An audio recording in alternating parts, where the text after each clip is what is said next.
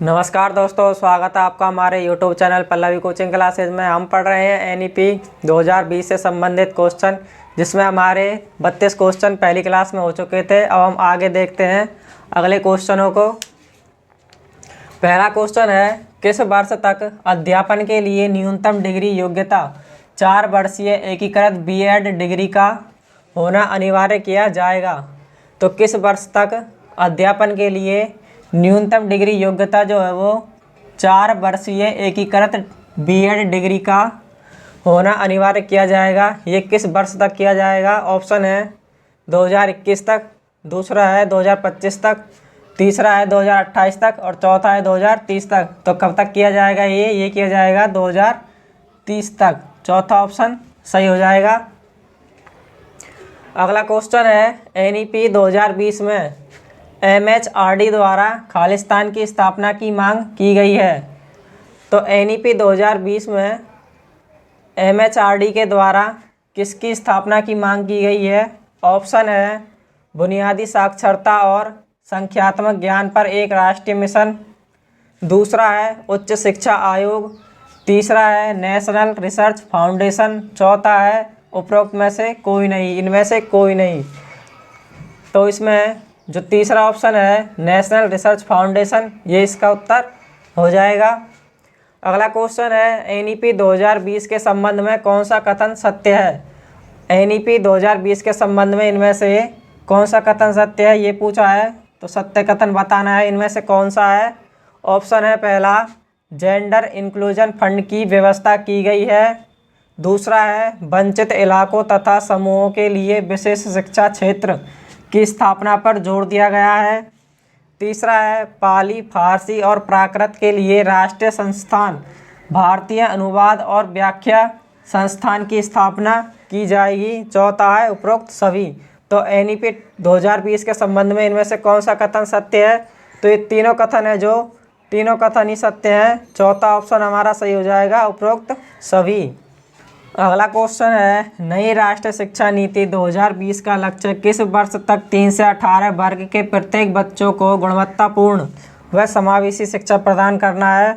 तो नई राष्ट्रीय शिक्षा नीति 2020 का लक्ष्य किस वर्ष तक 3 से 18 वर्ग के प्रत्येक बच्चों को गुणवत्तापूर्ण व समावेशी शिक्षा प्रदान करना है? ऑप्शन है 2025, 2028, 2030 या 2035। तो कब तक है? 2030 तक। तीसरा ऑप्शन है जो सही हो जाएगा। अगला क्वेश्चन है, शिक्षा नीति 2020 के संबंध में कौन सा कथन सत्य नहीं है? इनमें से जो कथन सत्य नहीं है वो पूछा है। पहला ऑप्शन है बचपन की देखभाल और शिक्षा पर जोर देते हुए 5+3+3+4 पाठ्यक्रम संरचना लागू की जाएगी, दूसरा है 5+3+3+4 पाठ्यक्रम संरचना क्रमशः 3 से 8, 8 से 11, 11 से 14 और 14 से 18 उम्र के बच्चों के लिए है। अगला ऑप्शन है 3 से 6 साल के बच्चों को स्कूली पाठ्यक्रम के तहत लाने का प्रावधान है। चौथा ऑप्शन है 4 से 5 साल के बच्चों को स्कूली पाठ्यक्रम के तहत लाने का प्रावधान है। तो इसमें कौन सा कथन है जो सत्य नहीं है? तो वो है ऑप्शन नंबर 4, 2 से 5 साल के बच्चों को स्कूली पाठ्यक्रम के तहत लाने का प्रावधान है। ये प्रावधान जो है ये 3 से 6 साल के बच्चों के लिए है। अब अगला क्वेश्चन है, NEP 2020 में अध्यापक शिक्षण के लिए नया और व्यापक राष्ट्रीय पाठ्यक्रम ढांचा NCFTE 2020 किसके द्वारा तैयार किया जाएगा? तो NEP 2020 में अध्यापक शिक्षण के लिए नया और व्यापक राष्ट्रीय पाठ्यक्रम ढांचा NCFTE 2020 किसके द्वारा तैयार किया जाएगा? तो ये किसके द्वारा तैयार किया जाएगा? ऑप्शन है UPSC के द्वारा, NCERT के द्वारा, NCTE के द्वारा या UGC के द्वारा। तो किसके द्वारा तैयार किया जाएगा? ये किया जाएगा NCTE के द्वारा। तीसरा ऑप्शन हमारा सही हो जाएगा। अगला क्वेश्चन है, निम्न में से कौन सा सुमेलित नहीं है? अब इनमें से जो सुमेलित नहीं है वो बताना है। पहला ऑप्शन है विश्वविद्यालय शिक्षा आयोग, इसके सामने है 1948-49। दूसरा है कोठारी आयोग 64, 66। तीसरा ऑप्शन है 42वां संविधान संशोधन, इसके आगे है शिक्षा को समवर्ती सूची में शामिल।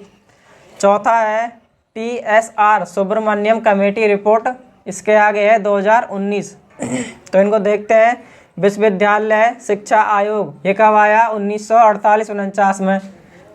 कोठारी आयोग ये कब आया? 1964 और 66 में। 44वां संविधान संशोधन, इसमें क्या हुआ? शिक्षा को समवर्ती सूची में शामिल किया गया, ये भी सही है। TSR सुब्रमण्यम कमेटी की रिपोर्ट 2019 में नहीं आई, ये आई 2016 में। तो हमारा जो चौथा ऑप्शन है ये सही हो जाएगा।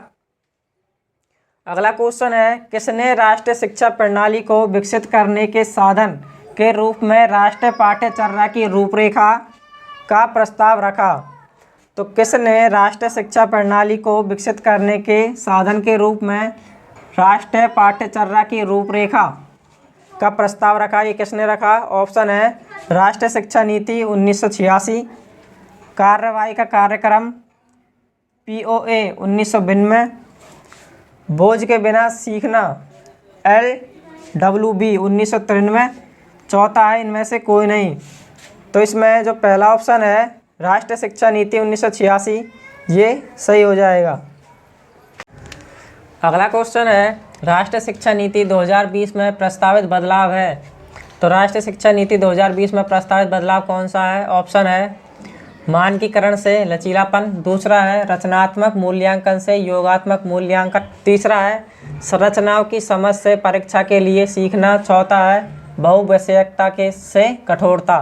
तो इसमें जो पहला ऑप्शन है मानकीकरण से लचीलापन ये सही हो जाएगा। अगला क्वेश्चन है, मई 2016 में किसकी अध्यक्षता में नई शिक्षा नीति के विकास के लिए समिति ने अपनी रिपोर्ट प्रस्तुत की थी? ऑप्शन है डॉक्टर के कस्तूरी रंगन, दूसरा है स्वर्गीय श्री TSR सुब्रमण्यम, तीसरा है रीना रे, चौथा है संजय धोत्रे। तो मई 2016 में किसकी अध्यक्षता में नई शिक्षा नीति के विकास के लिए समिति ने अपनी रिपोर्ट प्रस्तुत की थी? ये की थी स्वर्गीय श्री TSR सुब्रमण्यन के अध्यक्षता में। अगला क्वेश्चन है, NEP 2020 के अनुसार वर्ष में कम से कम कितनी बार राष्ट्रीय परीक्षण एजेंसी विज्ञान, मानविकी, भाषा, कला और व्यावसायिक विषयों में उच्च गुणवत्ता वाले सामान्य योग्यता परीक्षणों के साथ साथ विषय सामान्य विषय की परीक्षाओं की पेशकश करने के लिए काम करेगी? तो ये वर्ष में कम से कम कितनी बार करेगी? ये करेगी 2 बार। पहला ऑप्शन सही हो जाएगा। अगला क्वेश्चन है, किस चरण में छात्रों को पंचतंत्र, जातक, हितोपदेश और भारतीय परंपरा से प्रेरक कहानियाँ पढ़ने और सीखने का अवसर दिया जाएगा? तो किस चरण में छात्रों को पंचतंत्र, जातक, हितोपदेश और भारतीय परंपरा से प्रेरक कहानियाँ पढ़ने और सीखने का अवसर दिया जाएगा? ये किस चरण में दिया जाएगा? ऑप्शन है मध्य चरण, प्रारंभिक चरण, प्राथमिक चरण या बुनियादी चरण। तो इसमें जो पहला ऑप्शन है ये मध्य चरण, ये हमारा सही हो जाएगा। अगला क्वेश्चन है, नई शिक्षा नीति 2020 में किस पाठ्यक्रम को समाप्त कर दिया गया है? तो नई शिक्षा नीति 2020 में कौन सा पाठ्यक्रम है जिसको समाप्त कर दिया गया है? पहला ऑप्शन है DLED, दूसरा है BEd, तीसरा है MPhil, चौथा है उपयुक्त सभी। तो इनमें से कौन सा पाठ्यक्रम है जो नई शिक्षा नीति 2020 में समाप्त कर दिया है? ये है MPhil, तीसरा ऑप्शन सही हो जाएगा। अगला क्वेश्चन है, NEP 2020 में व्यावसायिक क्षेत्र में कितने वर्षों के अध्ययन के बाद डिप्लोमा प्रदान किया जाएगा? तो NEP 2020 में व्यावसायिक क्षेत्र में कितने वर्षों के अध्ययन के बाद जो डिप्लोमा है वो प्रदान किया जाएगा? तो ऑप्शन है 1 वर्ष, 2 वर्ष, 3 वर्ष या 4 वर्ष। तो ये जो डिप्लोमा है ये 2 वर्ष के बाद प्रदान किया जाएगा। अगला क्वेश्चन है, राष्ट्रीय शिक्षा नीति 2020 के अनुसार अब PhD करने के लिए क्या आवश्यक है? तो राष्ट्रीय शिक्षा नीति 2020 के अनुसार अब पीएचडी करने के लिए क्या आवश्यक है? ऑप्शन है 2 साल की स्नातक डिग्री, दूसरा है 3 साल की स्नातक डिग्री, तीसरा है 4 साल की स्नातक डिग्री और चौथा है 5 साल की स्नातक डिग्री। तो पीएचडी करने के लिए अब क्या आवश्यक है? 4 साल की स्नातक डिग्री करना आवश्यक है। अगला क्वेश्चन है, परख राष्ट्रीय शिक्षा नीति 2020 में शामिल एक राष्ट्रीय मूल्यांकन केंद्र है। परख में पी का क्या अर्थ है? तो ये जो परख है इसमें पी का अर्थ पूछा है, क्या है? ऑप्शन है, पहला है परफॉर्मेंस, दूसरा है पॉलिसी, तीसरा है प्रॉब्लम, चौथा है प्रोडक्शन। तो जो पी का अर्थ है परख में वो है परफॉर्मेंस, पहला ऑप्शन सही हो जाएगा। अगला क्वेश्चन है, दीक्षा पोर्टल किससे संबंधित है? दीक्षा पोर्टल है जो इनमें से किससे संबंधित है? ऑप्शन है, ग्रामीण छात्रों के लिए आवासीय विद्यालयों का निर्माण, दूसरा है देश में शिक्षकों के कौशल को विकसित करना, तीसरा है अनुसंधान के विद्वान के लिए सीखने का ऑनलाइन मंच, चौथा है उचित शिक्षा पाठ्यक्रमों के लिए प्रवेश परीक्षा वेबसाइट। तो ये दीक्षा पोर्टल है, ये किससे संबंधित है? ये है देश में शिक्षकों के कौशल को विकसित करने के लिए। तो दूसरा ऑप्शन सही हो जाएगा। अगला क्वेश्चन है, राष्ट्रीय शिक्षा नीति 2020 क्या सिफारिश करती है? जो राष्ट्रीय शिक्षा नीति 2020 है वो क्या सिफारिश करती है? ऑप्शन है, एक भाषावाद, दूसरा है बहुभाषावाद, तीसरा है पाठ्यक्रम का मानकीकरण, चौथा है मूल्यांकन का मानकीकरण। तो ये जो राष्ट्रीय शिक्षा नीति 2020 है ये क्या सिफारिश करती है? ये सिफारिश करती है बहुभाषावाद को। दूसरा ऑप्शन सही हो जाएगा। अगला क्वेश्चन है, राष्ट्रीय शिक्षा नीति 2020 में निम्नलिखित में से कौन सा कथन प्रस्तावित है? तो इनमें से कौन सा कथन है जो प्रस्तावित है? ऑप्शन है, विद्यालयों में बच्चों को अंग्रेजी भाषा को प्रथम भाषा के रूप में सीखने और बोलने के लिए प्रोत्साहन करना चाहिए। दूसरा है, अपनी मातृभाषा में शिक्षित होना शैक्षिक और प्रौद्योगिक उन्नति में बाधक है। तीसरा है, बाल विद्यार्थियों के लिए बहुभाषी होने में उच्च संज्ञानात्मक लाभ है। चौथा है, द्विभाषीय उपागम विद्यार्थियों में उलझन पैदा करता है और सीखने में बाधा डालता है। तो इनमें से कौन सा कथन है जो प्रस्तावित है? वो है तीसरा, बाल विद्यार्थियों के लिए बहुभाषी होने में उच्च संज्ञानात्मक लाभ हैं। तो तीसरा ऑप्शन है इसमें सही हो जाएगा। अगला क्वेश्चन है, एनईपी 2020 के अनुसार एबीसी का फुल फॉर्म क्या है?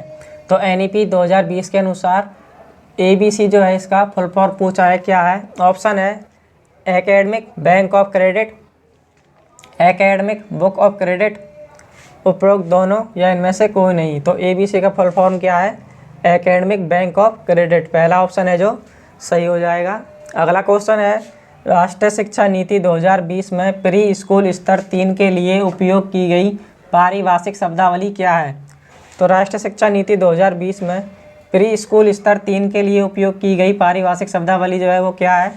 ऑप्शन है, बाल वाटिका, बाल विकास, बालवाड़ी या आंगनवाड़ी। तो क्या है? बाल वाटिका, पहला ऑप्शन है जो सही हो जाएगा।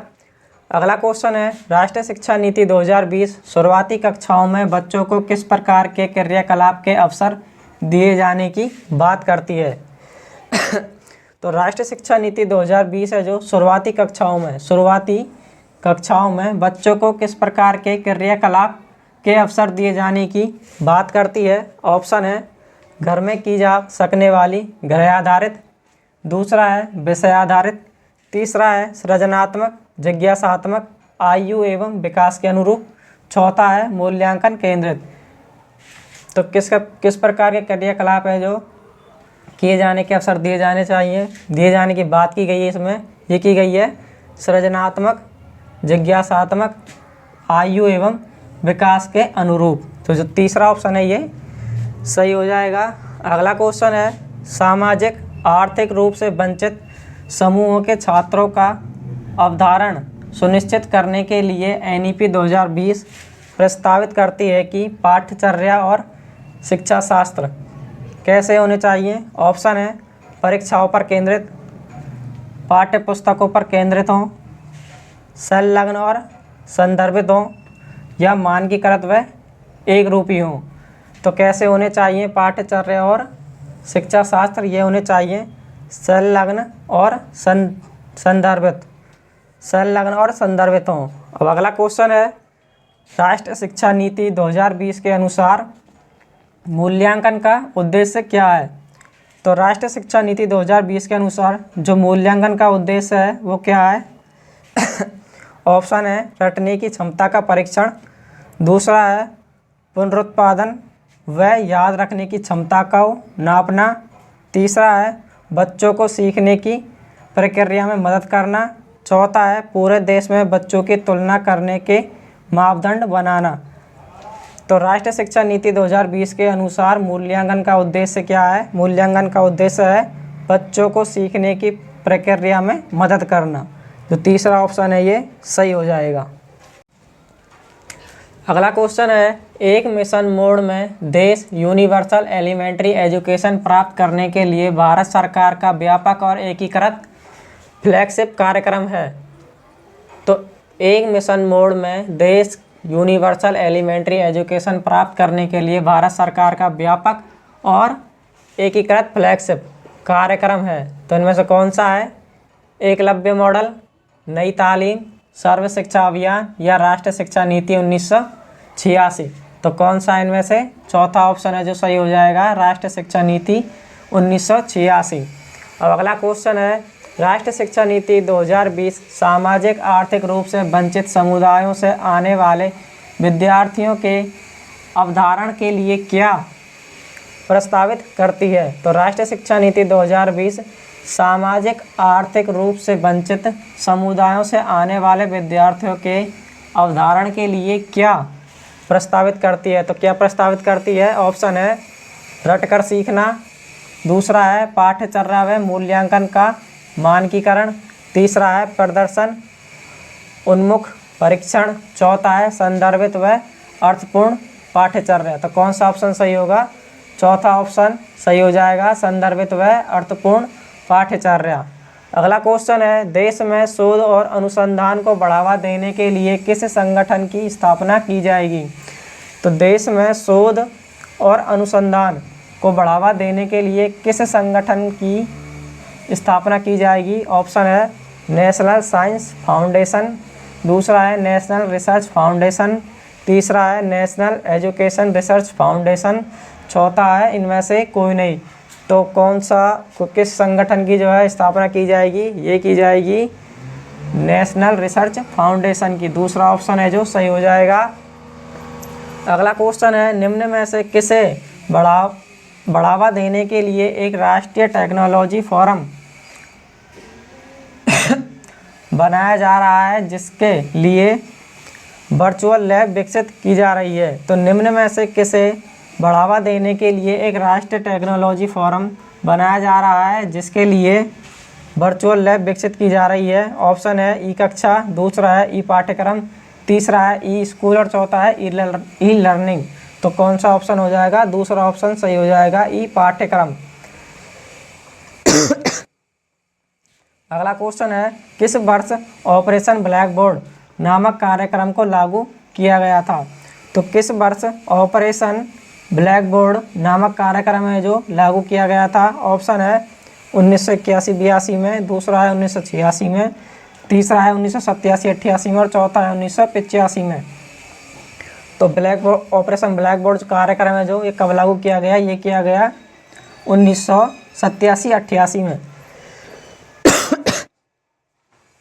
अगला क्वेश्चन है, राष्ट्रीय साक्षरता मिशन की शुरुआत किस वर्ष की गई थी? ये जो राष्ट्रीय साक्षरता मिशन है इसकी शुरुआत कब की गई थी?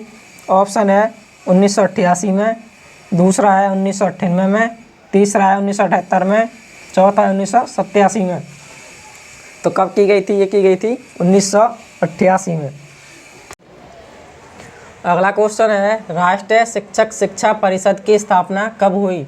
ये जो राष्ट्रीय शिक्षक शिक्षा परिषद है इसकी स्थापना कब हुई? ऑप्शन है 1993 में, 1994 में, 1995 में या 1996 में। कब हुई? 1995 में। अगला क्वेश्चन है, अखिल भारतीय तकनीकी शिक्षा परिषद की स्थापना कब हुई?